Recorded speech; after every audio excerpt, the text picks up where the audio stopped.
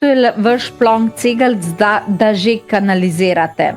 Dobiš neke informacije ali uvide ali pa misli, brez da bi jih nekaj sprožili. To pomeni, da kar pridejo od nikoder. Zelo značilno za ljudi, ki kanalizirajo. Si detektor za laži. Ne moreš ti mene več na burek peljati, ker sem ga že jedla. Detektor za ljudi, ki se pretvarjajo. Noro. Imaš močne sanje ali meditativne vizualizacije? To bo tebe teta Kristi naučila zdaj.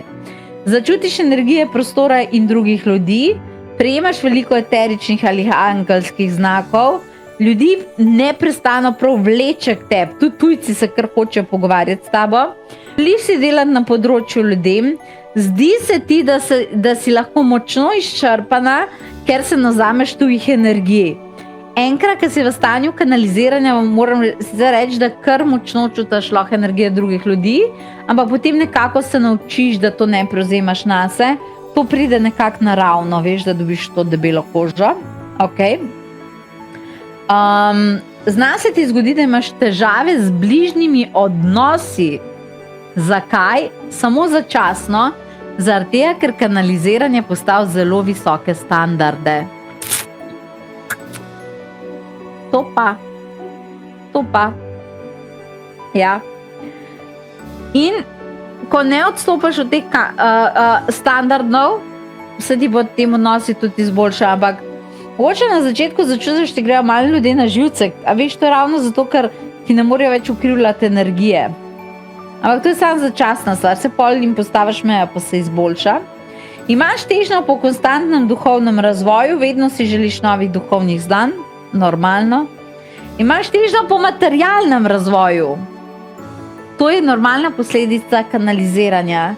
Bolj ko kanaliziraš, bolj si želiš lepše življenje, udobnejše življenje, več denarja.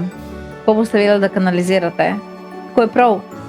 Ne, to pa Kristi ni res, to je pa stvar ega. Ne, ni res. Povem zakaj. Ravno zakaj to ni stvar ega.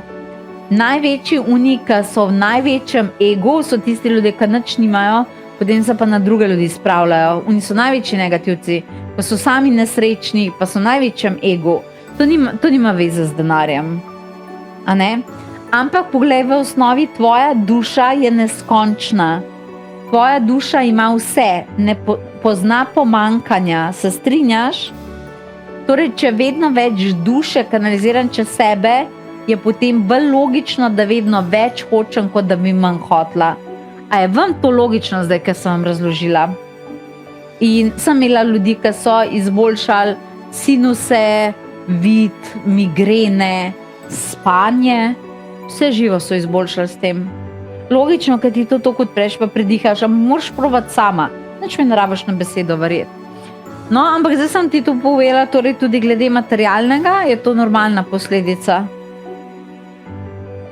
Ker si vedno bolj v stanju te svoje neskončnosti, duša ima vse. Ni nobenega pomankanja, nobenega trpljenja, nič ni noter. Bolj, ker si v stiku dušo, več tega hočeš tudi v fizičnem izražanju. Kako je to logično, ne, kad ti en razloži. Noro. In tvoje telo, ki kanaliziraš, vedno težje prenaša nizkovibracijsko hrano, okolja, mogoče kakšen alkohol, vedno težje. Veš?